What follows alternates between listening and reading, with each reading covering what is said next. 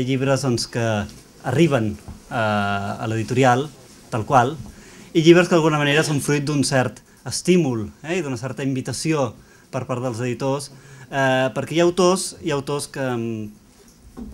que escriuen motu proprio, que escriuen perquè es diuen cada dia i pensen que han de deixar una obra, i autors que, quan es diuen cada dia, no estan pensant en la seva posteritat i hem de ser l'entorn, els que d'alguna manera percebem que hi ha una vàlua especial, els que estimulem a que aquesta persona que té alguna cosa a dir la digui. I la funció de l'editor és bàsicament posar un micròfon davant de les veus que tenen alguna cosa a dir.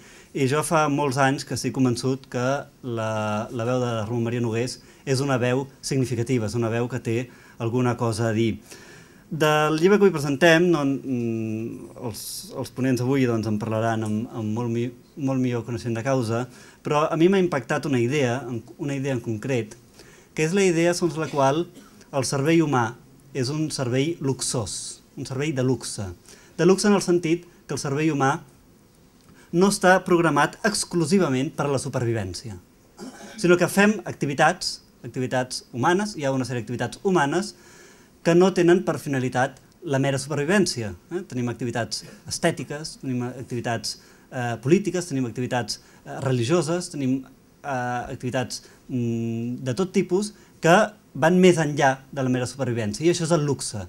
Aquesta ment que està dotada en excés, que és capaç de fer més d'allò que seria estrictament necessari per a la mera supervivència, aquest excés és el que l'autor anomena transcendència. Crec que aquest llibre participa d'aquesta rialla cautelosa, alhora benvolent i prudent de l'explicació, una voluntat, un coneixement científic, una profunditat filosòfica i una claredat expositiva. Té tota una sèrie de dimensions que resulten molt atractives. Per exemple, quan et parla d'aquestes dimensions fondes, sempre més enllà, et parla de 4 grans vessants, del tot, el dalt, el dins, l'altre, que són 4 grans formulacions o 4 grans àmbits de transcendència. Hi ha gent que pot ser molt sensible als uns, menys sensible als altres, n'hi ha alguns que són molt sensibles al tot, al dalt, al dins, i ens costa molt més ser sensibles al món de l'altre, que és tan important en el pensament cristià, però a vegades hi ha gent que és de naturalesa més, d'interessos més abstractes, i altra vegada gent que té més interès per aquesta dimensió de l'altre. I un dels aspectes que m'ha interessat era com ampliava el concepte de ment, d'una banda, i de transcendència de l'altra. Ampliava el concepte de ment passant cap a les ments animals, és a dir, veure la graduació, l'ascens gradual, cap a un cervell prou complex com per anar-se obrint a dimensions noves. De manera que trobava aquest llibre situat sobretot dintre d'uns grans aspectes on ens apropa, crec, un cert esperit religiós. Un d'ells era el meravellament per la realitat que tenim, i llavors et sents sorprès i meravellat per aquella realitat. En segon lloc, el relligament amb aquella realitat sorprenent. Sents que aquella realitat forma una condició necessària per la teva existència. I finalment una condició gairebé, o una característica gairebé diria, de veneració.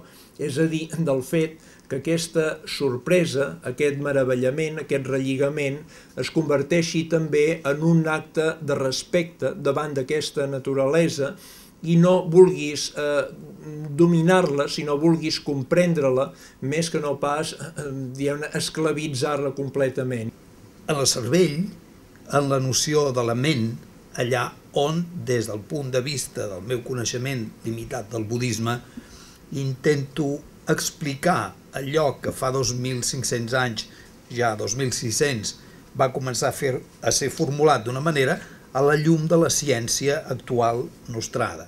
Mentre que en l'hinduisme hi ha el concepte d'Atman, que és la mateixa paraula que ànima, són llengües hindú-europees, ànima vol dir Atman, i Atman vol dir, en sànscrit, vol dir ànima. en el budisme la gran diferència que fa que el budisme se separi des del primer pas de l'hinduisme és la negació de l'existència d'aquest jo, diríem, absolut, en contraposició al jo relatiu. Aquest jo relatiu que és el protojo, el jo conscient, el jo biogràfic. El budisme tot això ho aplega amb una anàlisi que s'anomena dels 5 agregats. Llavors diu, què és el que forma el nostre jo? Què és el que forma la consciència de jo mateix? És un aplegat de coses, de 5 elements, que podríem dir, amb el llenguatge totalment diferent, que és allò que forma la nostra computadora humana. Per començar, el hardware, que és el nostre cos físic. Però després tenim les sensacions, que estan esmentades també aquí, òbviament, les percepcions d'aquestes sensacions, la operació mental, l'activitat mental que neix d'aquesta i que forma la consciència de tot això. Som coneixedors de tot això que ens passa. O sigui, ho sentim, ho percebim, ho analitzem, ho emmagatzemem. Després ho utilitzem i reaccionem en base de totes aquestes, tots aquests elements junts. El cervell humà i el dels animals superiors, el dels mamífers i el dels ocells, és un luxe, sí que ho és, sí que ho és, però s'atrotina, s'atrotina, es fa malbé, degenera i finalment fracassa, en tots els casos. I en molts dels individus, dels 9.000 milions que circulen del planeta, no us sembla que sigui un luxe. Més aviat fa la sensació de que tot són rutines automàtiques. Em col·loco al costat d'una corrent de pensament més aviat sàvia i de tradició que, tot i reconeixent la vàlua que hi ha al darrere d'aquestes dues coses, d'aquestes dues construccions, del comunitarisme que fa possible cultures diferenciades i les qualitats de meravella, veneració i relligament que en David tipificava, que estan en l'essència de l'espiritualitat, jo en puc prescindir. I potser els pobladors, la immensa major part del personal no pot fer-ho per prescripció biològica, no pot fer-ho. El nostre cervell és en la biosfera una singularitat enigmàtica dins dels mons dels cervells. Tenim un cervell que comparteix amb tots els animals, o sobretot amb els animals més propers, moltes qualitats, però en té algunes que són absolutament sorprenents. El nostre cervell se'ns ha desestabilitzat respecte del que és l'estereotip animal, que és aquest que parlàvem quan dèiem que és supervivència estricta. En canvi, nosaltres entrem en aquest luxe creatiu, en aquesta desmesura i en aquesta patologia.